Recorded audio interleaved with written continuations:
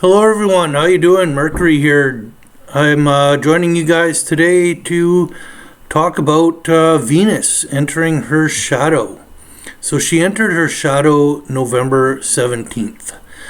I've done a video already how to read a Venus retrograde, but now I'm going to talk a little bit more about the energies of this period. So on the 17th of November, Venus was at 11 degrees. Let me just go through this again just to make sure. On the 17th, Venus, was at 11 degrees. Okay. And this is the degree that she is going to retrograde back to.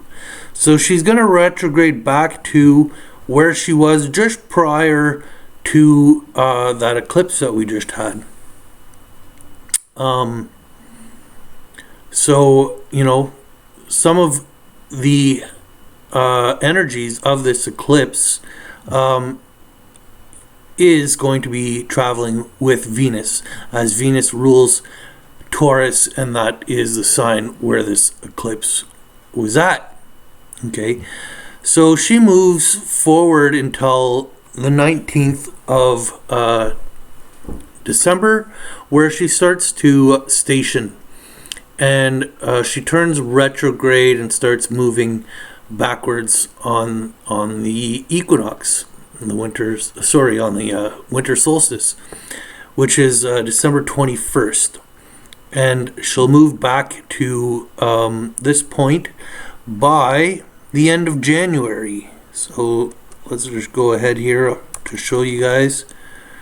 So Venus station retrograde here on the 21st, even the 22nd, there we go, is when she's now retrograde. And I'll put 40 days, because she's 40 days, 40 nights. 40 days, 40 nights later, she is stationed here at 11 degrees at the end of January 31st. So what we can expect, the energies that are happening between now and Christmas, basically, are all going to be up for review. Now, like Mercury retrograde, it's a mental thing. It's our thought process, the information that has come forth. With Venus retrograde, this is going to be more emotional, I guess. Our values, like certain things that we value now, we might not value come,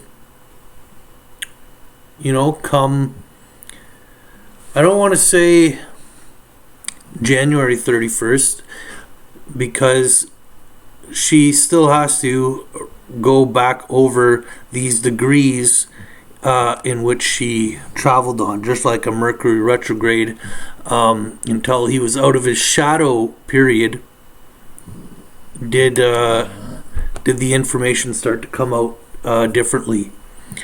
So like I was saying, okay, here December 22nd, Venus is at 26 degrees, Capricorn. And at this time, there's some interesting things going up, a deep transformation. Okay, we are in Scorpio season. The new moon was in Scorpio. So we can see that transformative energy playing out through the Venus retrograde as she reaches, just passes Pluto, stations, turns retrograde, goes back over Pluto until she comes all the way back to 11 degrees Capricorn, and then moves forward to catch up with Pluto again. I wanted to see one thing here. 26 degrees. She catches up to Pluto, I believe, at 27 degrees. So the final transformation really of this whole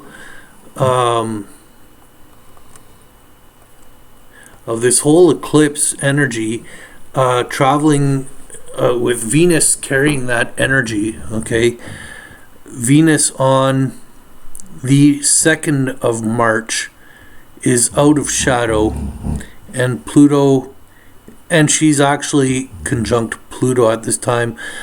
However, she is out of that shadow phase, but she has not fully transited over Pluto until probably yet another day. Here we have, now she's almost at 28, and Pluto, who's almost at 28 as well, 8 seconds shy. So here on the 3rd, Venus on the 3rd is actually when she'll fully transit over Pluto, and she's traveling tight here with Mars. So there is a big shift in our fundamental values. The foundation of what we value is all going on. So yeah, our emotions, our finances, our sense of security, perhaps, all these areas that we value. It'll be different for each person. For myself, this is happening in the 5th house of creativity, love, romance, children. Now, I've been single for a long time, and this is a sensitive area for me. The 5th house is a Leo ruled house, and for Leo, for myself, is in the 12th house with Saturn there. So it's an area of my undoings, and an area of with the possibility of completing a cycle. So yeah, it's a sensitive area for me, and maybe I'm hoping for a change in relationships for me. I'm hoping that's what the change is, rather than a change in my desire for relationship, because that in a way is dying. Sad to say, but I've just had too much heartbreak, and some of it caused by my own cowardliness of not believing in myself and going for what I deserve in life, not reaching for, not believing that I deserve these things. So, maybe, see, that's a way of thinking, right? But maybe my emotions will be different, and maybe,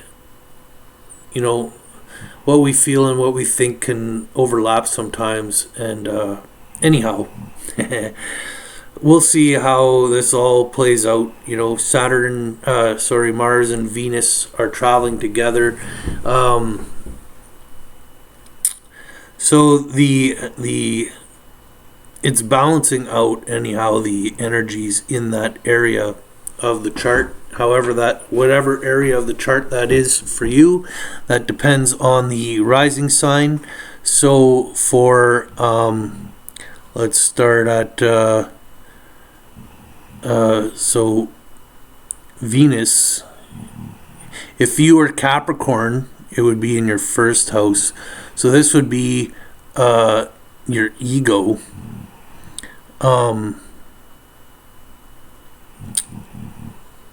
Your ego and how you carry yourself. You might want to currently you might carry yourself maybe in like a tough, nothing can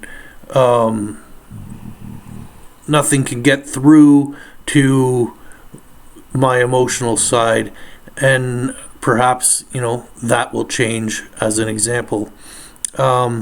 For let me see, am I going the right way here? Aquarius, let me just see here. I want to get Aquarius in the rising area of the chart. That would mean that Venus is in, so Aquarius rising,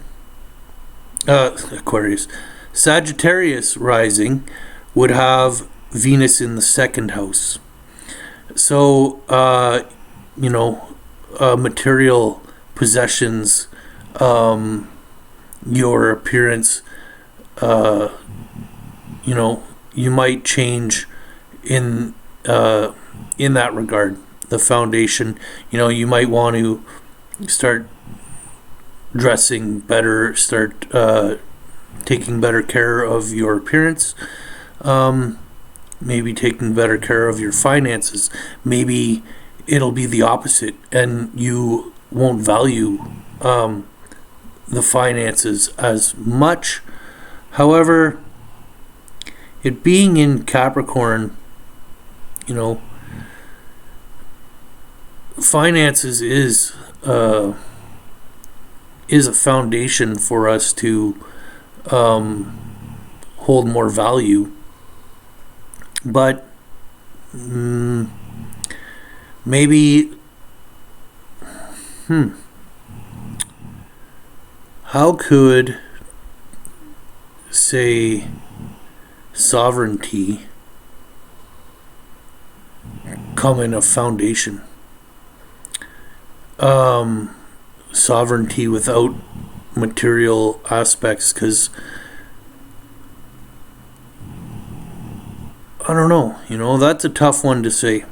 Okay. Anyhow, for Scorpio risings, it would be in your third house. It would be more about networking and communication, maybe local travel, your vehicle, for example. Maybe you'll be done with it. Maybe you're just like, I'm fed up with this vehicle. I no longer want to put any money into it. And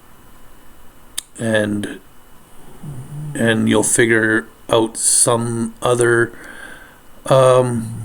way of getting around that you'll value more. Or maybe, just a new vehicle might come, for example. If you're Libra rising, it would be in your fourth house, which would be values in the home. Maybe you live alone and you'll want someone to enter your house. Maybe you live with someone and you'll want to free up that space and live alone.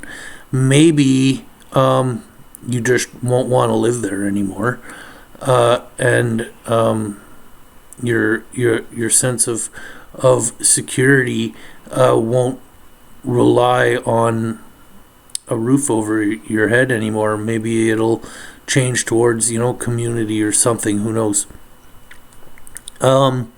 Virgo risings, the fifth house, like I was saying. Leo rising, it would be the sixth house. So work and health. Cancer would be the seventh house, so our contracts, our relationships, our partnerships. Gemini risings would be the eighth house, our shared resources. Like maybe you're in some kind of partnership that grants you a lot of shared resources, and maybe maybe you're the one that is putting more into here, or maybe you're the one getting more out of there, and that situation could change. Maybe you'll be over having your stuff get damaged and whatever, or maybe you'll be over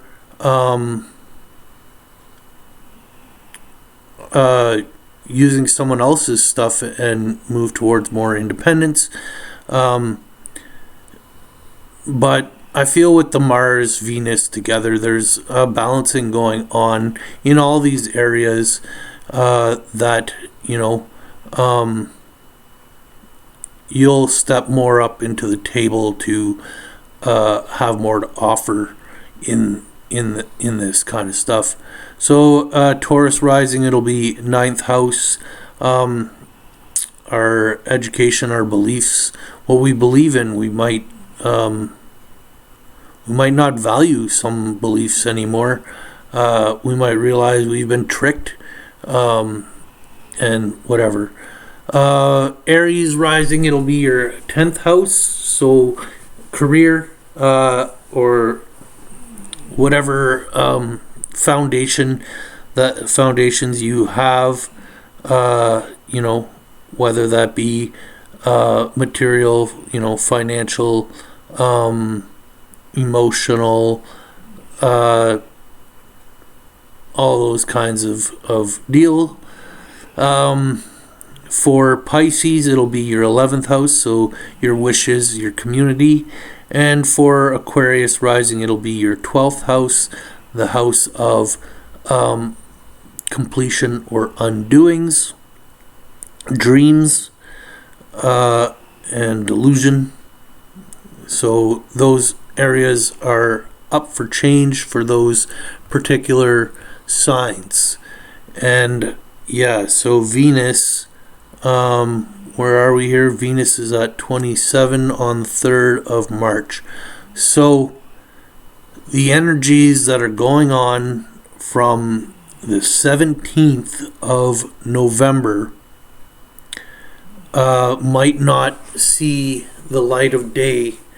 The transformation of that may not start to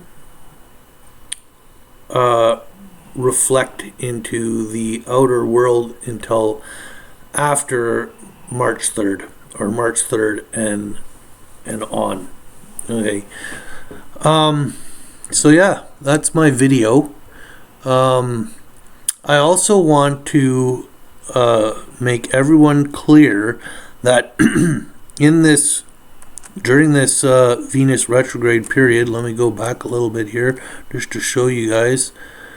Mercury is also retrograde. Okay, so there may be some confusing information that's coming out, and who knows, you know, maybe this confusing emotion, the information might work to our advantage with this whole Venus retrograde aspect. And one thing the other thing I want to mention is, you know, both Venus and Mercury are retrograding over Pluto, and I was saying that Pluto at the 27-degree Capricorn mark is experiencing America's Pluto return. So in the video of the Venus retrograde, I called it the fall of Rome.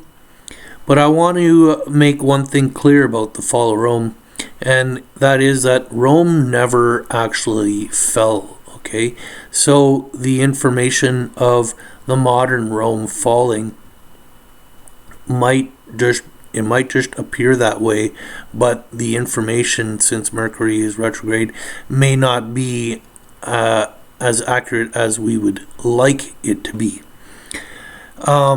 Yeah, so in, you know, ancient Rome, Caesar at the time fled and went and joined his 9th Legion, I believe it was, up in Germania, bringing the you know, the story of King Arthur in those dark ages, which is King Arthur being a descendant of the Roman Empire. Now, I don't know if that information is 100% accurate, but that is how I understood things to have played out. So, yeah, that's my video. Thanks for watching. And see you guys again soon. Cheers.